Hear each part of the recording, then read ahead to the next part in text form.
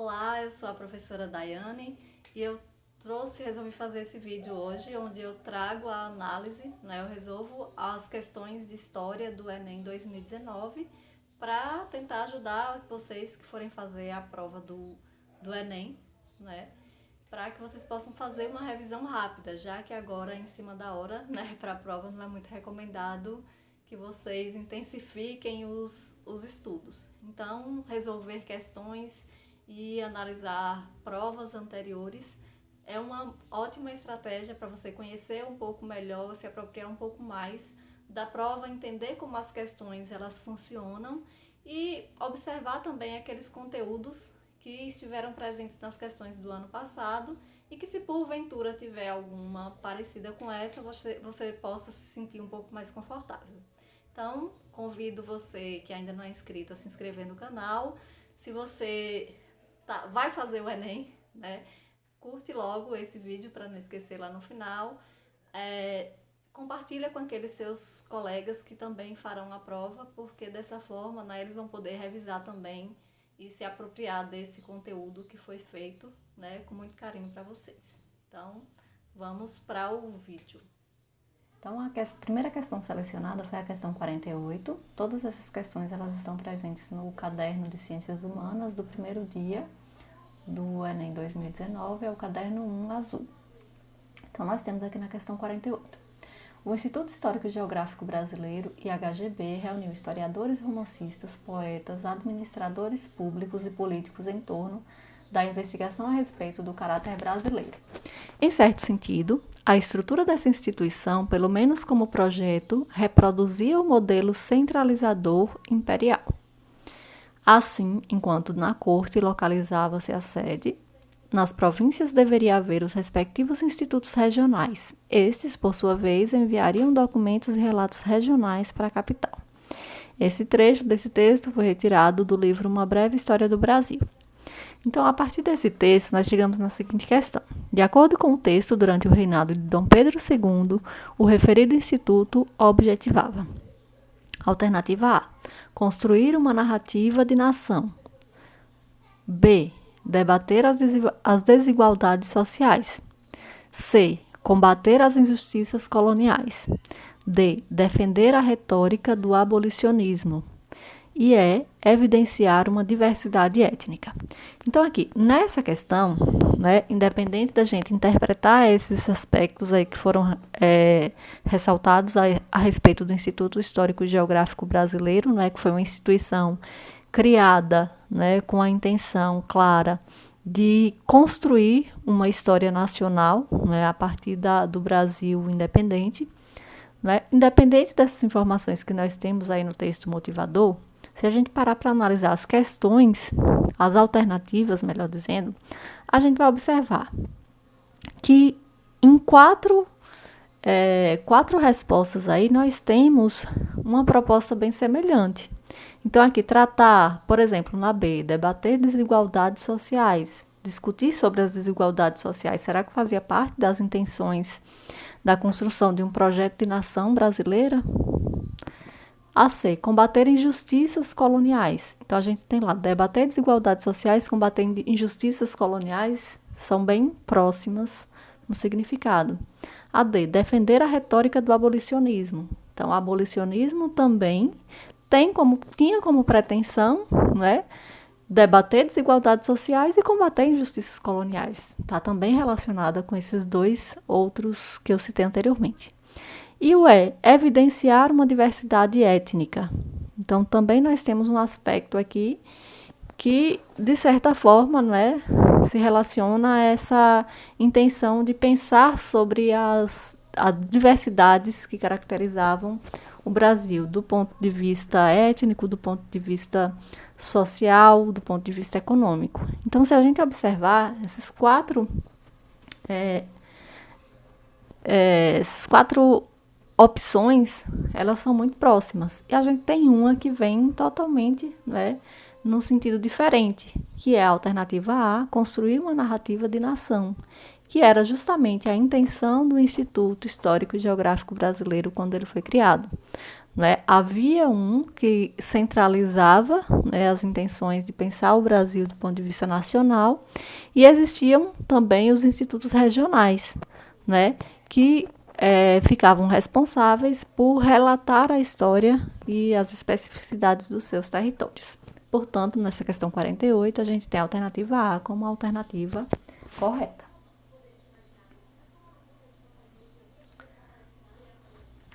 Outra questão que foi selecionada, né, a questão 49 também, ela diz o seguinte: para dar conta do movimento histórico do processo de inserção dos povos indígenas em contextos urbanos, cuja memória reside na fala dos seus sujeitos, foi necessário construir um método de investigação baseado na história oral.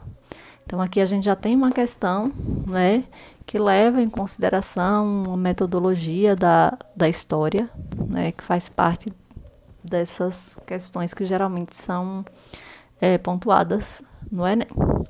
Então, dando continuidade, né, baseado na história oral, que desvelasse essas vivências ainda não estudadas pela historiografia, bem como as conflitivas relações de fronteira daí decorrentes. A partir da história oral, foi possível entender a dinâmica de deslocamento e inserção dos índios urbanos no contexto da sociedade nacional, bem como perceber os entrelugares construídos por esses grupos étnicos na luta pela sobrevivência e no enfrentamento da sua condição de invisibilidade. Esse trecho ele foi retirado, né, da obra Tronco Velho ou Ponta da Rama, a mulher indígena terena nos entrelugares da fronteira urbana.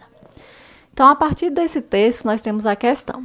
O uso desse método, que método é que está sendo questionado?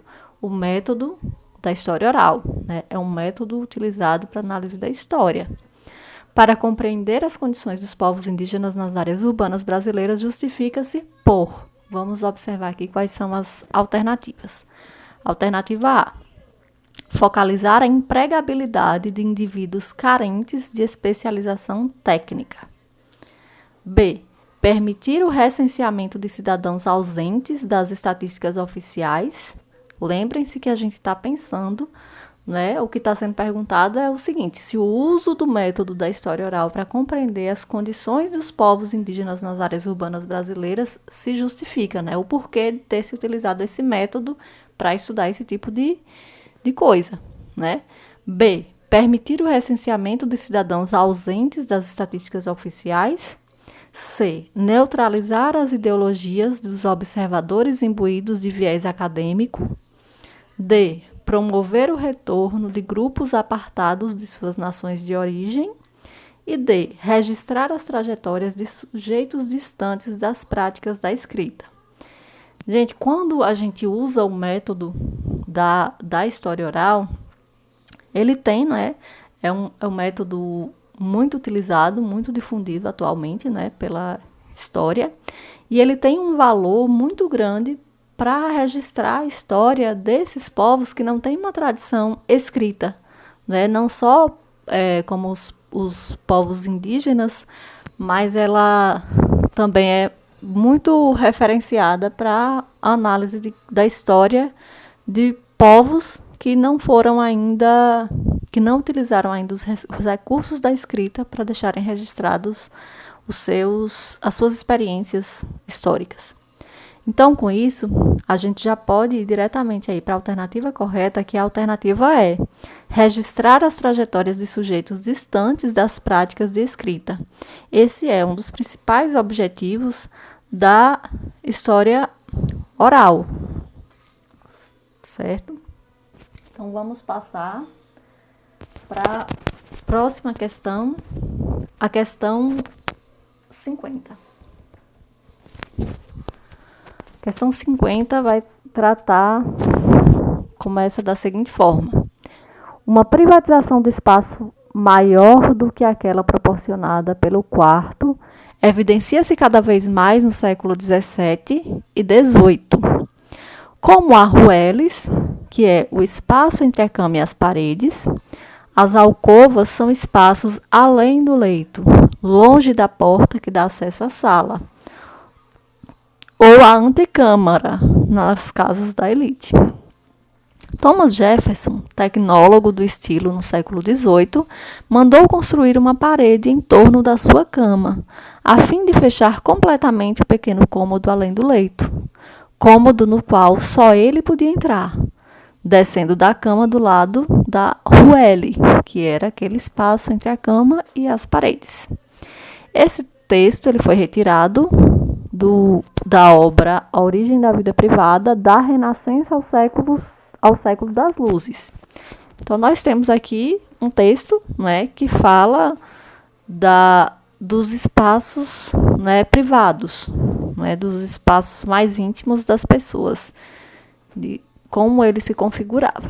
Então, nós temos aqui a questão. Pergunta o seguinte: a partir do século XVII, a história da casa, que foi se modificando para atender os novos hábitos dos indivíduos, provocou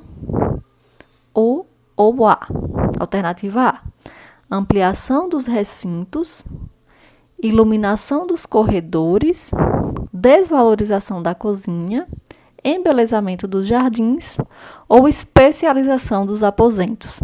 Então, a gente percebe aqui que o texto fala, né, caracteriza como seria esse espaço, né, onde as pessoas dormiam, né, e fala da implantação de um estilo que acaba reduzindo esse espaço, né, e tornando ele muito mais privativo do que era de costume. Então, o espaço de dormir passou a ser cada vez mais um espaço de dormir. Com isso, a gente vai para a alternativa correta, que é a especialização dos aposentos, a alternativa E.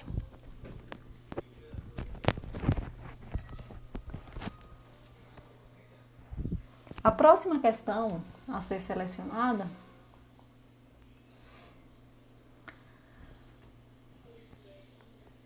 é a questão 51.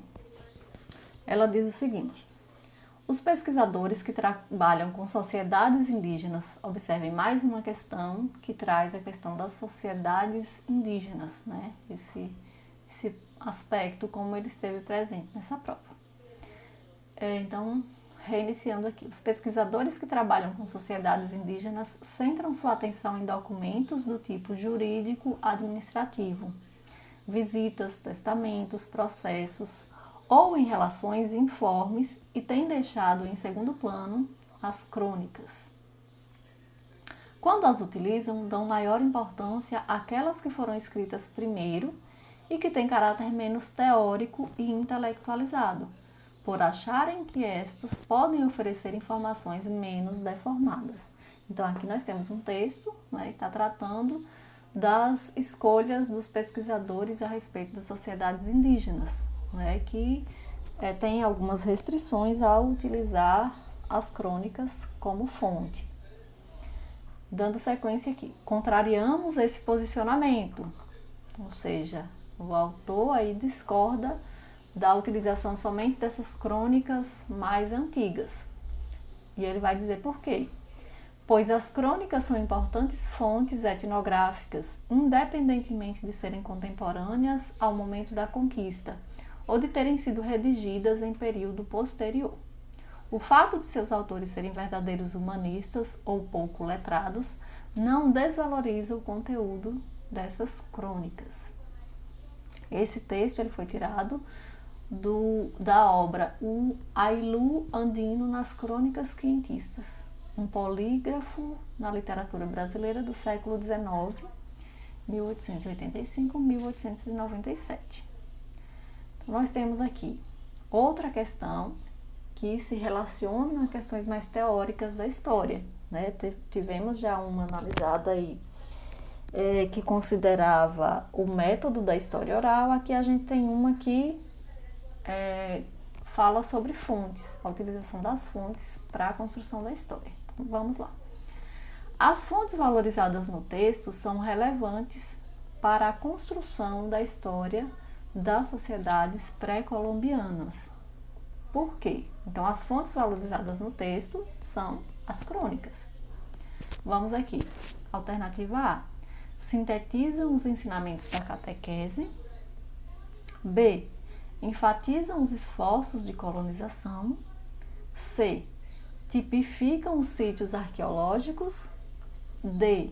Relativizam os registros oficiais. E E. Substituem as narrativas orais. Então, vemos aqui que essa questão, ela de certa forma tem a ver com a questão que nós falamos a respeito da metodologia da história oral. E aqui nós temos, né, já a alternativa é substituem as narrativas orais. Então, na outra alternativa falava justamente da importância da utilização das narrativas orais nas pesquisas a respeito das sociedades indígenas urbanas. Então, já dá para fazer uma relação com as duas, né, e eliminar essa alternativa E, aí que não estaria relacionada à valorização das fontes. Vamos voltar aqui para o texto. Contrariamos esse posicionamento, né, de utilizar pouco as crônicas como fonte, pois as crônicas são importantes fontes etnográficas, independentemente de serem contemporâneas ao momento da escrita ou de terem sido redigidas em período posterior. Então, nós temos aqui, né, uma relação muito próxima com aquilo que é colocado aqui na alternativa D, né, que relativizam os registros oficiais, né, porque elas trazem um olhar diferente, por exemplo, dos documentos que são citados no início aí do texto, que foi destacado, né, documentos jurídico-administrativos, né. Então, eles trazem uns registros que podem apresentar um ponto de vista diferente daquele ponto de vista mais técnico, né? E por isso, a gente considera a alternativa D como a alternativa correta para essa questão 51. A próxima questão, a questão 54, ela diz o seguinte: lembro a propósito uma cerimônia religiosa que assisti na noite de Santo Antônio em 1975, quando presente a uma festa em honra do padroeiro. E a coisa assim bonita e simples, até que recitadas as 5 dezenas de Ave Marias e os seus Padre Nossos, chegou a hora do remate com o canto da Salve Rainha. O capelão começou a entoar, nesse instante, hino à Virgem em latim. Salve Regina, Mater Misericordiae. E o que eu estranhei foi seguido de pronto, sem qualquer hesitação pelos presentes. Depois veio espantoso para mim a reza, também entoada, de toda a extensa ladainha de Nossa Senhora, igualmente em latim. Eu olhava e não acabava de crer. Aqueles caboclos que eu via morejando de serventes nas obras do bairro estavam agora ali acaipirando lindamente a poesia medieval do responso. Esse texto, né, ele foi retirado da obra Dialética da Colonização. Então, nós temos aqui um texto, né, que traz, né, o espanto ao se observar, né, a mescla que foi utilizada em uma festividade religiosa que misturava, né, a língua portuguesa com o latim nos seus movimentos aí. Então, nós vamos aqui à questão.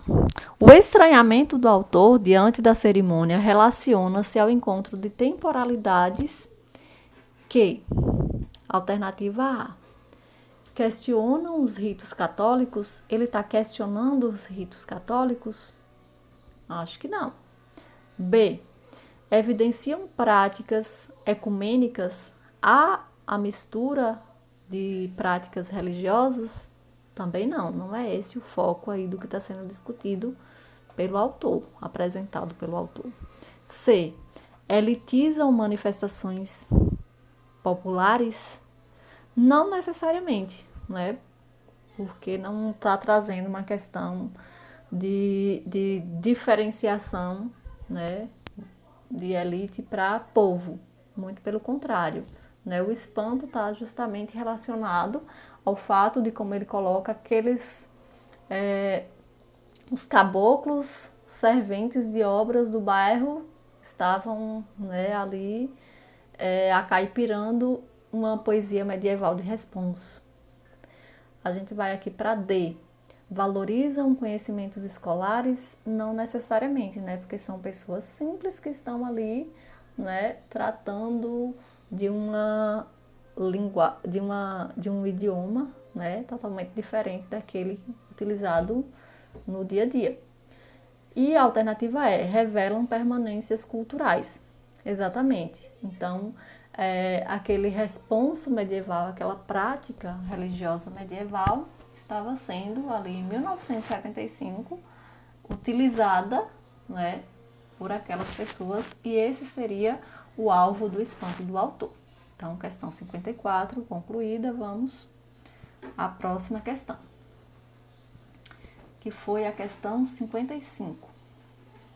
Essa questão 55, ela trata, não é, de um texto que fala sobre o frevo. Vamos ao texto aqui.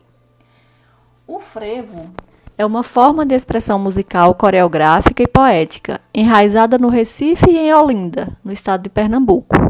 O frevo é formado pela grande mescla de gêneros musicais, danças, capoeira e artesanato. É uma das mais ricas expressões da inventividade e capacidade de realização popular na cultura brasileira. Possui a capacidade de promover a criatividade humana e também o respeito à diversidade cultural. No ano de 2012, a Unesco proclamou o frevo como patrimônio imaterial da humanidade. Esse texto ele foi tirado da internet, né, do Portal Brasil. Temos aqui a questão, então, a esse respeito. A característica da manifestação cultural descrita, que justifica sua condição de patrimônio imaterial da humanidade, é a. Então, nós temos aqui agora uma questão, né, sobre patrimônio histórico, né, que é um dos conteúdos também que faz parte da história. Esse patrimônio, ele pode ser classificado em patrimônio material e patrimônio imaterial. Por exemplo, né, nós temos como patrimônio material, né, as construções e uma série de outros elementos, né, que a gente pode dizer assim que são mais palpáveis. E nós temos o patrimônio imaterial, que vai reunir justamente as festas, os costumes das pessoas, né, esses aspectos aí que não são tão concretos, digamos assim. Então, a esse respeito aqui, o porquê que justificaria a escolha do frevo como uma manifestação cultural transformada em patrimônio imaterial da humanidade. Vamos aqui, alternativa A. Conversão dos festejos em produto da elite. Então, nós não temos aqui no texto, né, características que nos levem a associar os festejos que utilizam o frevo como base, né, como umas festas de elite. Muito pelo contrário, né, muito utilizado pela cultura popular. Então, a alternativa A, ela já não está correta. A B. Expressão de sentidos construídos coletivamente. Então, nós temos aqui um aspecto muito importante, né? É uma construção coletiva, né? Essa manifestação cultural, que é, de certa forma, uma das características, né, desse patrimônio, dessa cultura imaterial.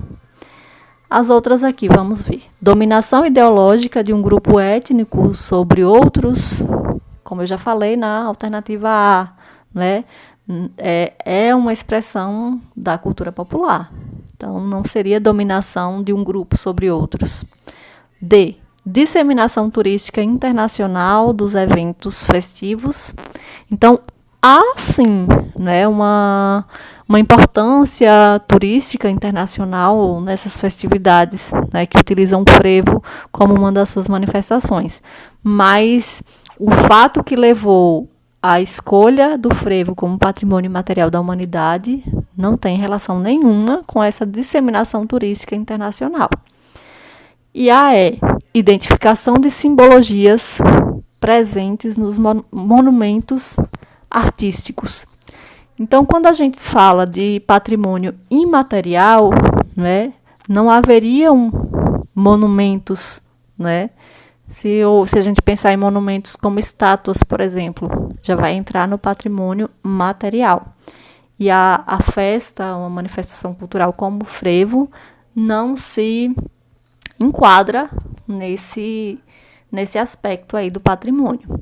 Então, com isso, a gente tem a alternativa correta, a alternativa B, como eu falei anteriormente, né, é uma expressão de sentidos construídos coletivamente.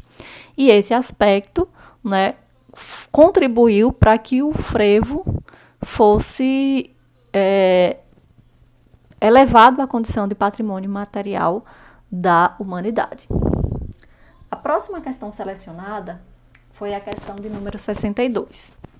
Então, nós temos aqui, ela se inicia assim. Lei número 601, 18 de setembro de 1850. Dom Pedro II, por graça de Deus e unânime aclamação dos povos, imperador constitucional e defensor perpétuo do Brasil, fazemos saber a todos os nossos súditos que a Assembleia Geral decretou e nós queremos a lei seguinte. Artigo 1º. Ficam proibidas as aquisições de terras devolutas por outro título que não seja a compra. Disponível no site do planalto.gov.br.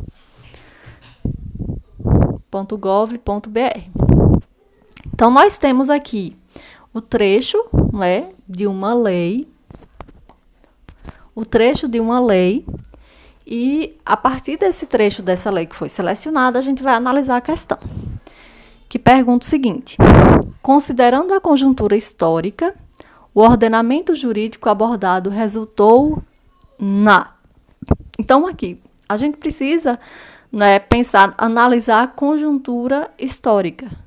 Então, vamos analisar aqui de quando é essa lei. Né? Nós temos ali a data dela, 18 de setembro de 1850. Né? E essa lei, ela tem como principal, o que foi destacado aí, ficam proibidas a aquisição de terras devolutas por outro título que não seja o de compra. Então, essa lei, ela é a que a gente chama ficou conhecida como a Lei de Terras, né? Que tem uma importância histórica considerável, né? Um destaque na história e que vai servir para a gente poder analisar essa questão.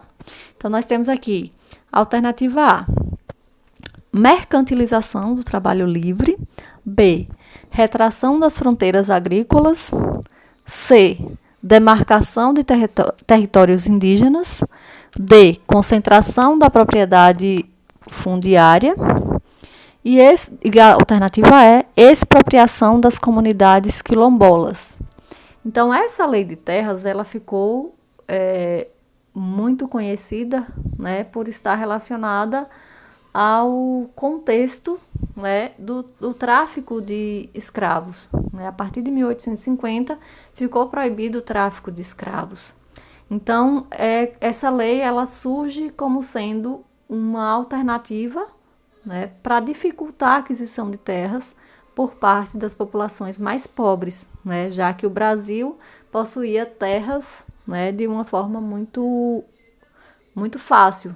Então, para dificultar o acesso a terras, né, para dificultar simplesmente que esses escravizados ou ex-escravizados se apossassem de terras, ela foi criada.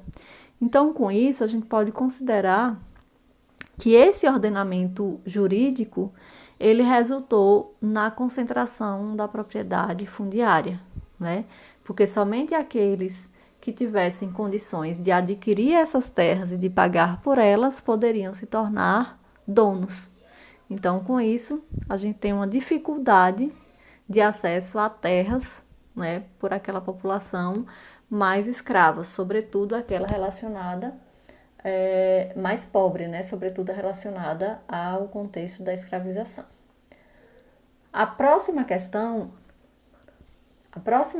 que é a questão número 70, ela diz o seguinte: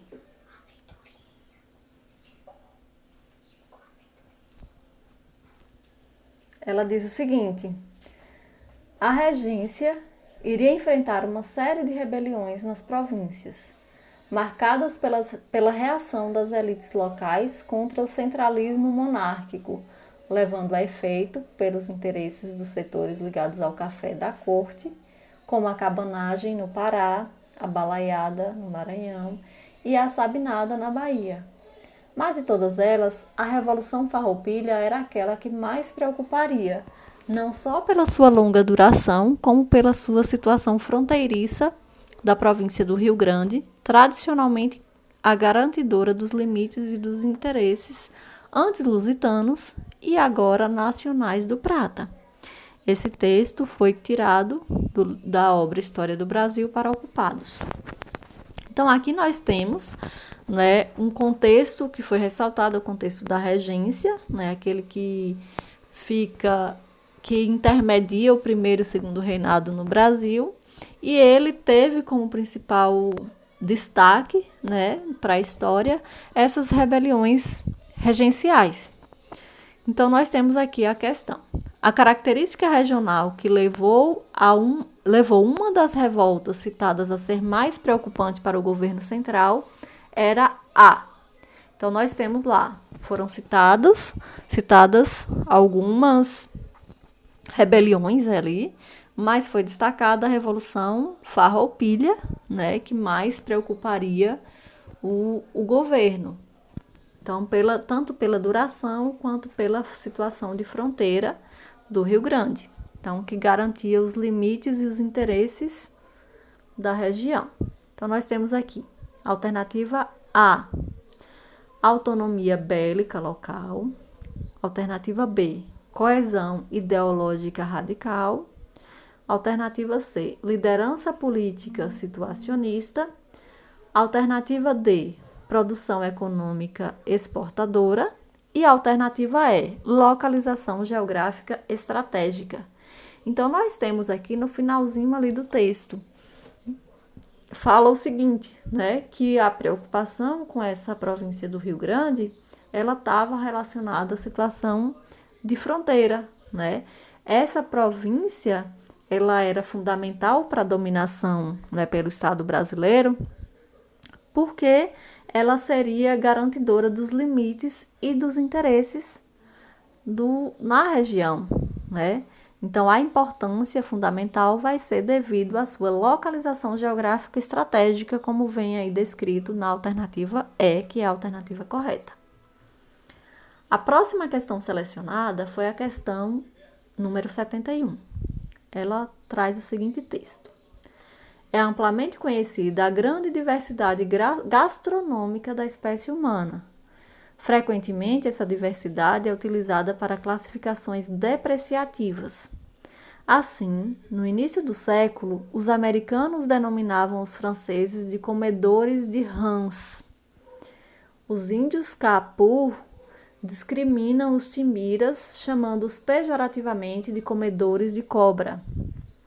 E a palavra potiguara pode significar realmente comedores de camarão. As pessoas não se chocam apenas porque as outras comem coisas variadas, mas também pela maneira que agem à mesa. Como utilizamos garfos, surpreendemo-nos com o uso de palitos pelos japoneses e das mãos por certos segmentos da nossa sociedade. Esse texto, né, então, ele traz aspectos relacionados à diversidade gastronômica, né, da espécie humana, das diferenciações sociais de acordo com os hábitos, né, de alimentação e também da utilização ou não de utensílios para nos alimentarmos. Foi extraído do texto da obra Cultura, um conceito antropológico. Então, nós temos aqui a questão. O processo de estranhamento citado, com base em um conjunto de representações que grupos ou indivíduos formam sobre outros, tem como causa, letra A, reconhecimento mútuo entre povos. B, etnocentrismo recorrente entre populações. Então, o etnocentrismo seria o quê? A prioridade de uma cultura sobre as demais. Então, é mais ou menos assim: a minha cultura é a correta, as culturas diferentes da minha são incorretas. C. Comportamento hostil em zonas de conflitos. D. Constatação de agressividade no estado de natureza. E transmutação de valores no contexto da modernidade. Então, nós temos aqui um texto que se relaciona, não é, justamente a esse ponto de vista, não é, de discriminar aqueles costumes que são diferentes dos costumes daquela sociedade que discrimina. Então, com isso, a gente tem um etnocentrismo muito forte que caracteriza esse estranhamento, não é, e essa escolha por tratar de forma pejorativa o costume que é do outro e que é diferente do meu.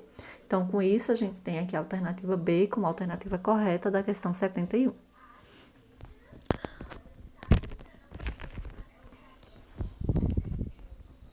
A próxima questão e última questão selecionada, né, dessa prova é a questão número 80, que ela traz o seguinte: a população africana residente nesta província, bem como a de todo o Império, compõe-se de indivíduos de diferentes lugares da África que variam em costumes e religiões. A que aqui segue o maometismo, a qual pertencemos, é uma população pequena, porém distinta entre si, e notando a necessidade de sustentarmos nosso culto e fundados ainda no artigo 5º da Constituição do Império, requeremos ao senhor chefe de polícia licença para exercermos o culto. Esse trecho ele foi retirado da obra O Alufarro Fino, Tráfico, Escravidão e Liberdade no Atlântico Negro, de 1822 e 1853. Então, esse texto, ele trata, né, de um pedido de autorização para a realização de uma prática religiosa diferente do catolicismo, né? Então, aqui a alternativa nós temos, que era, só fazer um comentário, o catolicismo, que era a religião oficial. Então, a prática de outra religião, ela não era proibida, mas era necessário que houvesse algum tipo de autorização por parte do Estado. Então, nós temos aqui a questão. O pedido de um grupo de africanos de Recife ao chefe de polícia local tinha como objetivo naquele contexto: letra A, criticar a doutrina oficial. B, professar uma fé alternativa. C, assegurar a cidadania política. D, legalizar os terreiros de candomblé. E eliminar algumas tradições culturais. Então, diante daquilo que foi colocado já por mim anteriormente, esse texto aí, ele traz, né, o pedido de autorização para professar uma fé alternativa, que era necessário, né, permitido, mas que era um aspecto requisitado pelas leis imperiais. Então, com isso, né, eu finalizo essas questões aqui. Então, era isso. Eu espero que eu possa ter ajudado você nessa revisão para a prova do Enem. Espero que você tenha gostado. Se gostou, não se esqueça de curtir. Se não é inscrito no canal, se inscreva. Ative o sininho para você receber notificação toda vez que tiver um vídeo novo. Então, alguma dúvida, comente aí embaixo. Eu desejo, né, para você que vai fazer a prova do Enem, uma boa prova e que você consiga o melhor resultado que for possível. Tchau!